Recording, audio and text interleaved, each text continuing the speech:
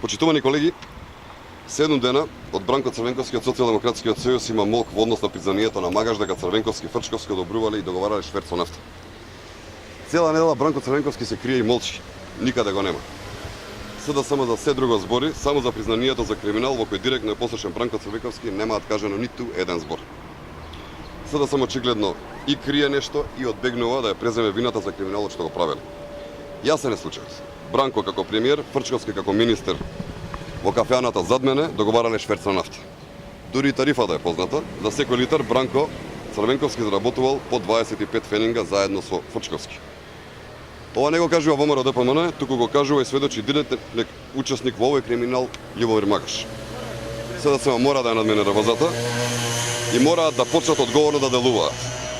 СДСМ мора да стане партија која ќе дава јасни одговори кога јавно се прозвани. Ова е крајно сериозен случај, се работи за сомневање за огромен криминал и не бидете арогантни и одговорете, колеги од СДСМ. Господин Црвенковски, ние не отстапуваме, вие сте лично прозвани и ви лично мора да одговорите. За колку шверц станува збор, колку цистерни пуштавте низ границите и кој се богатеше, додека народот го сиромашувавте и го ограбувавте. Во кои џебови отидоа парите од шверцот за нафта?